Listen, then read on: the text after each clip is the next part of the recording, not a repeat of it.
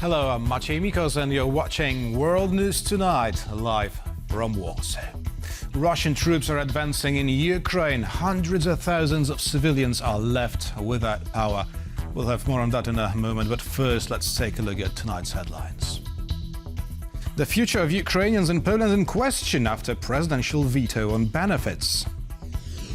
European leaders visit Moldova ahead of crucial parliamentary elections.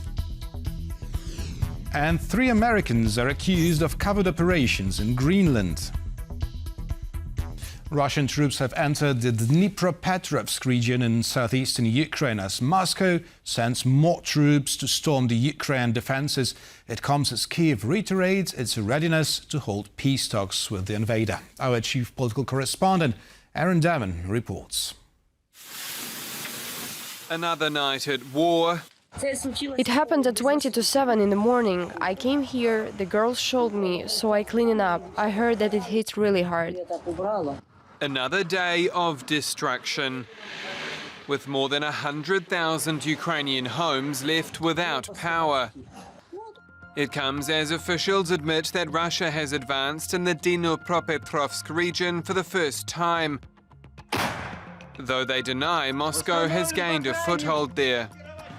To the east lie the likes of Luhansk and Donetsk, both key regions desired by Vladimir Putin and largely taken over by Russian troops. The Russians have put a peace proposal on the table. It involves Donetsk. It may not be something that the Ukrainians can take.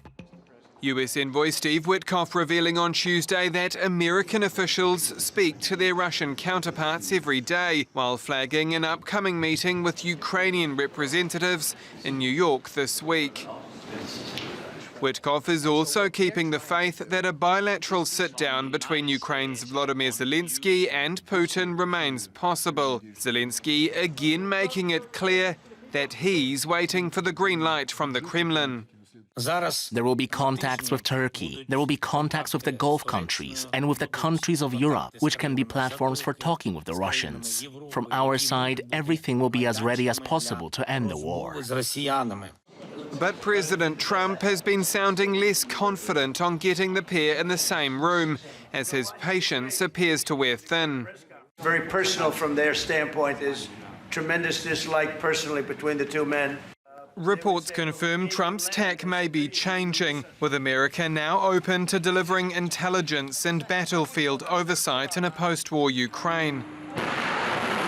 On top of that, Washington could take part in a European-led air defense shield, which Kyiv says is a major security guarantee. We will need it for many, many years to come, if not forever. And here we want to have the support of our allies and the United States, first of all, because still they have the best air defense systems in the world. But before any security guarantee can come to fruition, first, we need to make sure Putin understands that he needs to leave Ukraine. So until Putin understands that he has to sit down with President Zelensky and agree to a just peace, we can't count on some sort of European defense forces coming onto the ground. So it has to be step by step. Despite standing next to Putin in Alaska earlier this month, And probably see you again very soon. Trump's pursuit for a similar face-to-face between Putin and Zelensky is still elusive. And any hopes for a hard and fast peace deal, long gone. Aaron Darman, TVP World. Polish president's veto on the social benefits for Ukrainians can seriously hurt the Polish economy, experts warn.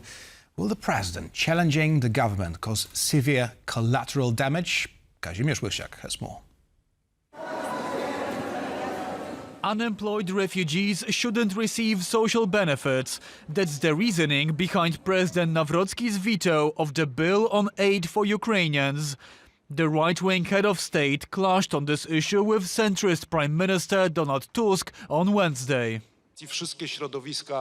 All sides of the political spectrum are supporting regulations which would only allow Ukrainians who are employed in Poland to receive the social benefits.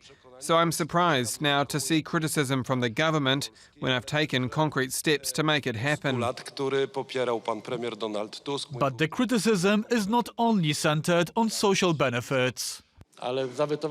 Your veto, Mr. President, blocked a bill which included much more regulations than just social benefits. It can also have disastrous effects for Polish businesses. The bill indeed was also meant to be an extension of the EU scheme on temporary residence for Ukrainian war refugees.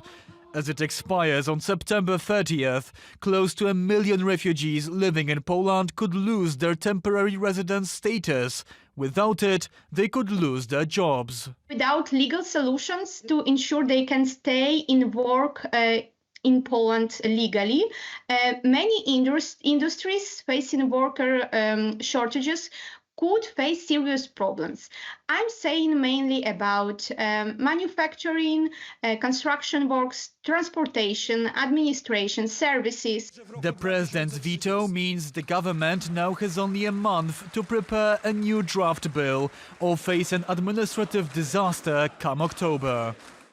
By rejecting the bill, President Karol Nawrocki created the risk of having to amend the budget and incur additional expenditures of up to 1.8 billion euros annually. These costs stem from the administrative processing of potentially millions of applications submitted to regional offices.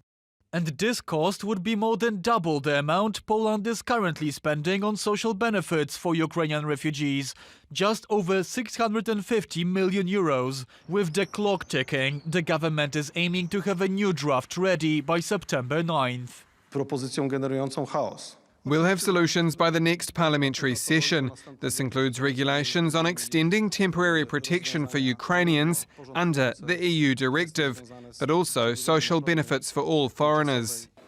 The fate of Ukrainian refugees in Poland is now hanging in the balance. Many Ukrainian refugees are incapable of finding a job here as they don't know the language or face mental challenges. It's an especially vulnerable group which should receive special care. Meanwhile, the president wants to punish them somehow. President Nawrocki made his Ukraine skeptic approach part of his election campaign earlier this year. This helped him secure his first ever public office in June. And while he says he supports Ukraine's defense against Russia, our nation passed this great exam of solidarity with our neighbors after they were attacked by the Russian Federation. The latest veto shows Poland is now more divided than ever when it comes to having Ukraine's back. For TVP World, I'm Kazimierz Łysiak. In just a month, the Moldovans will choose their next government and potentially the most important vote of the decade. On Wednesday, leaders of Poland, Germany and France came to Chișinău to show support for Moldova's European ambitions. Piotr Miszczyk reports. The heavyweights arrived in Chișinău, and they had one message only. Moldova counts and its future is with Europe and the European Union. The door to the European Union is open. With Georgian and Ukrainian EU accession process at a standstill, Moldova emerges as the only country that the bloc hopes to soon take from under the Russian sphere of influence. There can be no secure European Union, no secure Poland, no secure France or Germany without an independent and secure Moldova. Last month, Chișinău hosted its first ever EU-Moldova summit. Since then, Moldova has been increasingly integrated with the EU bloc. We are connecting Moldova with EU electricity market to stabilize flows. Moldova has long tried to separate its path to the EU from that of Ukraine, despite the fact that both countries received candidate status in 2022 and opened negotiations in 2024. Now Moldova hopes to get ahead of Ukraine, whose accession path has been stopped by a Hungarian veto, and open the first accession cluster, which would be the real start of the negotiations. We look forward to opening all clusters of Moldova's accession talks as soon as possible. But the biggest challenge for Moldova still lies ahead. In a month, they will hold the crucial parliamentary election that could either propel its accession process or derail its EU aspirations. Experts say that now Moldova is better prepared for Russia's vote buying, so most interference is being carried out online or through other ploys. What does remain also, and is much more surreptitious in a way and hard to detect, is the actual creation of so-called fake pro-European parties, if you wish, that under the disguise of a pro-European message actually keep promoting Russia's interests. Last year, Moldovans voted in favor of amending the country's constitution to include the citizens' wish for European Union membership with a wafer-thin margin. On the same day, pro-European President Maia Sandu narrowly secured her second term in office, but with next month's election, the challenge seems at least equally tough. For TVP World, I'm Piotr Miszczuk. The Polish Prime Minister confirmed that his government has prepared a set of guidelines and instructions for President Nawrocki's upcoming visit to the United States. Despite political differences, the two leaders prioritized transatlantic relations. Ovidiusz Nicieja has the details. Polish Prime Minister Donald Tusk has given instructions to President Karol Nawrocki for his upcoming visit to the United States and meeting with US President Donald Trump. Prior to his departure to Moldova to celebrate Moldova's Independence Day together with other European leaders, Donald Tusk has said that it's the government which conducts foreign policy in Poland, and that's why his foreign ministry has drafted a list of instructions for Polish President for the upcoming very important visit to Washington, D.C.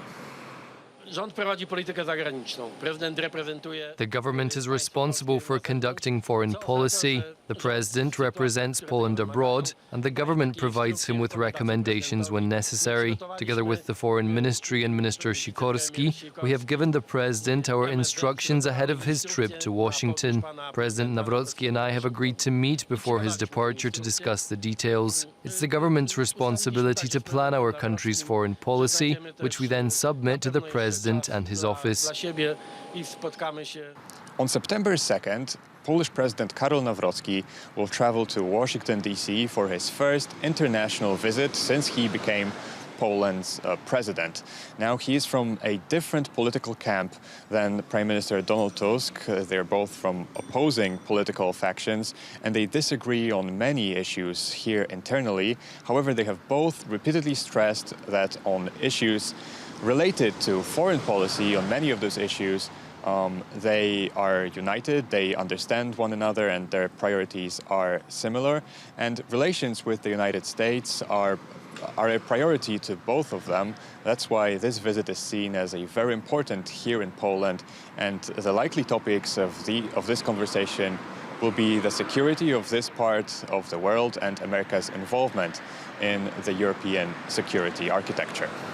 From Warsaw for TVP World, Ovidiusz Nicieja. Denmark has accused 3 Americans of plotting against it in Greenland. This is the latest chapter in tensions between the 2 NATO allies over the Arctic island. Our defense correspondent Zuzanna Jurek brings us this story. Greenland. Greenland? Greenland. Greenland. Greenland. Greenland. Greenland. We have to have Greenland. Greenland, a Danish territory in the Arctic Circle, has become the point of contention in Washington-Copenhagen relations since Trump's return to the White House in January. And it seems that a heating of tensions is in store, as 3 US citizens have been accused by the Danish government of being involved in covert influence operations on the island, the suspected nature of which is to try to put more distance between Copenhagen and Greenland, which could be exploited by the Americans politically, economically, or even militarily. The Danish Ministry of Foreign Affairs called for an immediate explanation. This is inherently and completely unacceptable, and therefore I have decided that we will convene the American-charged affair. For the Danish Prime Minister, the incident shows the gravity of Washington's intentions vis-à-vis the Arctic island. I have said that I believe President Trump is serious when he says that the United States wants to take over Greenland. And what you showed us today, I think, underlines that seriousness. This is the first time in the history of NATO when one NATO member threatens the other one with the use of military power in order to change the relationship. But why exactly is America so invested in Greenland? Greenland, in terms of it's strategically important. There is a big U.S. air base there at Toul, which is part of the early warning system, initially against the Soviet Union, now against Russia. There are rare earth minerals. We have a U.S. space base in Greenland with very important radars and sensors which are able to detect intercontinental ballistic missile. We see that this tiny military installation in Greenland is very important for this global competition. The Greenlanders themselves don't appear keen on changing ownership hands, voting in a majority for the pro-independence Demokratit party during the March parliamentary elections. For TVP World, Zuzanna Jurek. Kosovo has finally chosen its House Speaker. The nomination of Dima al-Basha half a year after parliamentary elections opens the road to forming a government, but it certainly doesn't mean the country's political instability is over. Anastasia Yanchenko has this report. After 6 months, 2 court rulings and 57 stalled sessions, Kosovo's MPs have finally elected 45-year-old Dima al-Basha as the new Speaker of the Assembly. He is an MP from the ruling determination movement led by Prime Minister Albin Kurti. I feel honored for your vote and support, and at the same time, I feel the responsibility that has been given to me. This institution is the heart of our democracy, the place where the voices of all our citizens are represented. Basha's candidacy passed with 73 votes, receiving support from both his party and opposition members. He was Prime Minister Kurti's 5th nominee after 4 earlier candidates failed to secure enough votes. Choosing a speaker is really a precondition for all the other stages of the government formation process to begin. So it's a precondition for everything, really. And so these past few months, when there was this inability to elect a Speaker of Parliament, that has really blocked everything in Kosovo. After Basha's confirmation, the Assembly elected vice presidents from Albanian and non-Serb communities. However, disputes arose over a Serbian list nominee, the largest Kosovo Serb party allied with President Vučić. They were basically saying, we're not going to back any other candidate unless that candidate comes from the Serbian list. Political and legal uncertainty over the past 6 months has caused estimated losses of around €300 million, including a 25% drop in production capacity, suspension of international contracts, and withdrawal of foreign investors, according to local reports. Kosovo is losing out a lot. The more time we spend without a parliament and without a government that is voted by the new parliament, the more we are losing out European Union projects. Kosovo's Prime Minister Kurti has now 2 weeks to form a coalition. If he fails, the president will hand the mandate to the opposition. And should that also fail, early elections will follow. This report for TVP World, Anastasia Yanchenko. Will Polish president's actions put a strain on Warsaw-Kyiv relations, and why is Moldova at the very center of Europe's attention? We'll talk about it with our guest, Wojciech Przybylski, editor-in-chief of Visegrad Inside. Good evening. Good evening. Let's start with Poland. In what way the presidential veto concerning benefits for Ukrainians in Poland may affect the country's economy? Polish economy or Ukrainian economy? Polish economy. Well, Polish economy is benefiting from the surge of Ukrainian workers, not just migrants and refugees, that have started to come to Poland already over 10 years ago in big numbers after 2014. In general, the two economies are connected. And Polish job market, with one of the lowest unemployments in Europe, is experiencing economic benefits of this very unfortunate, very bad, tragic situation when it comes to the geostrategic conditions, the war itself, the atrocities committed by Russia.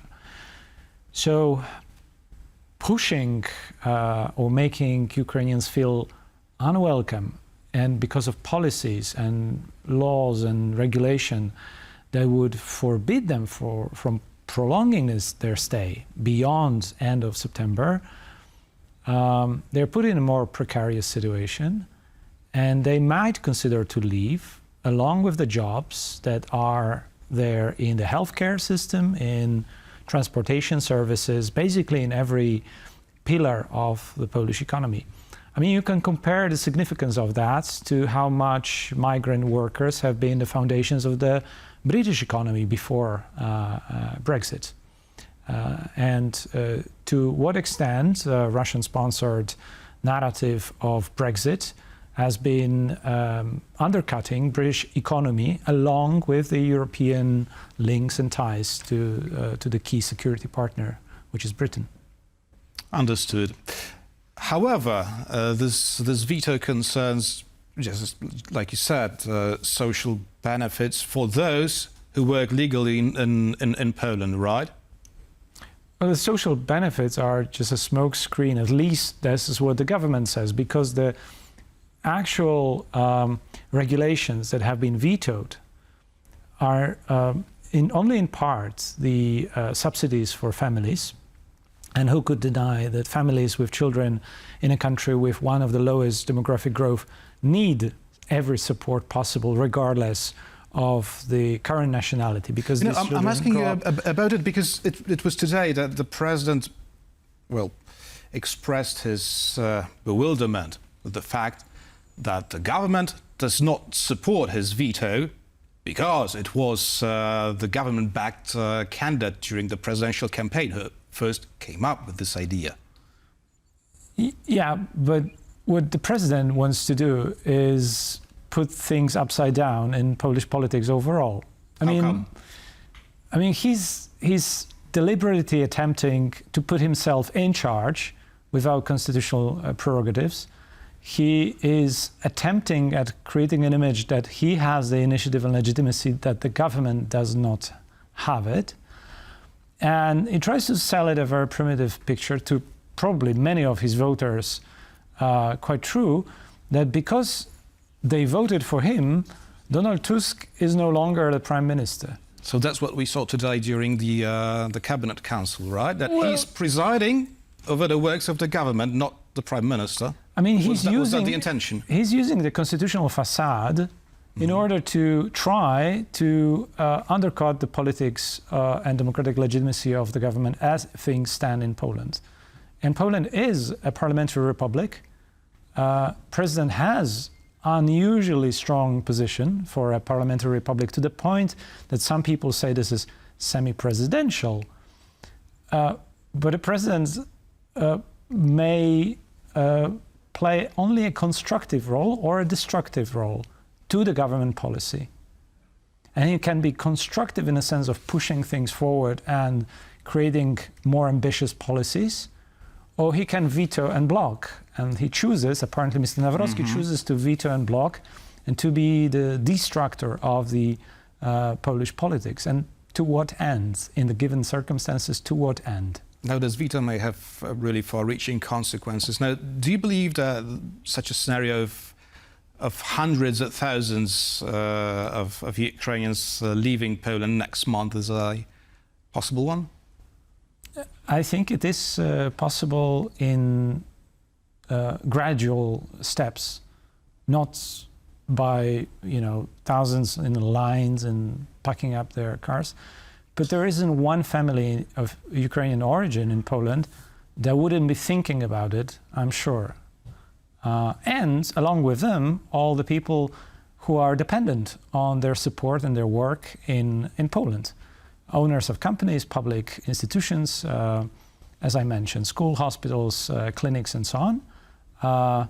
So we are all interconnected to the unprecedented level in Polish modern history, in the history of modern European economy as well. I mean, as I mentioned, Brexit could be an illustration of how much important their role in the Polish economy is. And they have much, so far, they have much bigger rights than any workers have had in Britain, in a sense that they are really part of the Polish economy without the citizens' rights, the full, public rights. Talking about citizenship, there's a new law in Ukraine which states that Ukrainians residing in Poland, Germany, and the Czech Republic can now obtain a dual citizenship. It was impossible before.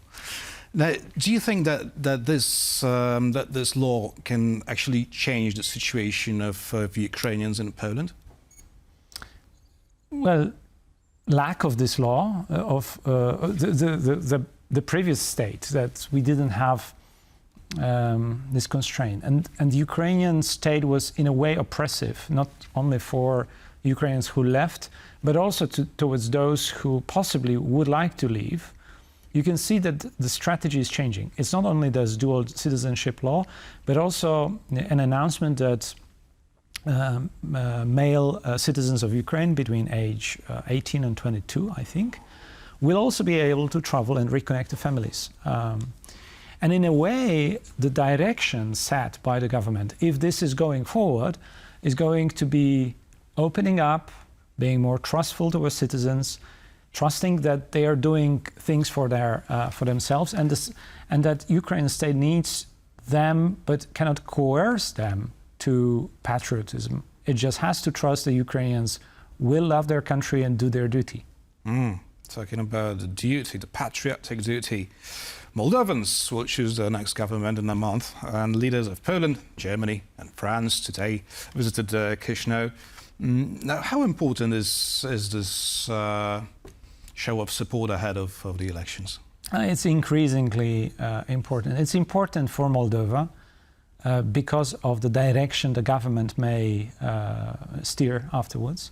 It's important for the European Union in the sense of a success story Moldova may still become, but it's under threat because, on one hand, of course, citizens' direction may change, but the belief is, and I think this is the most important one, that citizens can be lured into an offer which is not true, not honest offer by those who are willing to bribe them into voting for parties. I've checked the last opinion polls, and Maya Sandu's party is actually some 20 percent points ahead of the coalition of socialists and communists. Now, is there anything that can happen, in a month to change the projected outcome of elections? Neighboring to Moldova, we have Romania. And in Romania, against the opinion polls and against the predictions, we had a mass systemic irregularities of simply buying voters, amplifying this voter buying through digital toolbox that allowed a massive influx of votes that you would call illegitimate in the system because they were bought, they were not decisions of a free will by their citizens. And we know already that some of the oligarchs present and active in Moldova are putting money, are pledging money to do exactly the same in an action orchestrated with Russia, which doesn't want Moldova to progress, to move forward and join in the future the European Union. So a lot is at stake also in this political technology. There's this quite interesting pattern of creating political parties that are officially pro-European, but in fact they serve Russia's interest, right? No, so that's something new. It's not something new. It's something we've been living in for 10 years at least. Petr Pomerantsev writes in his book, "This is not propaganda. This is the age of post-truth."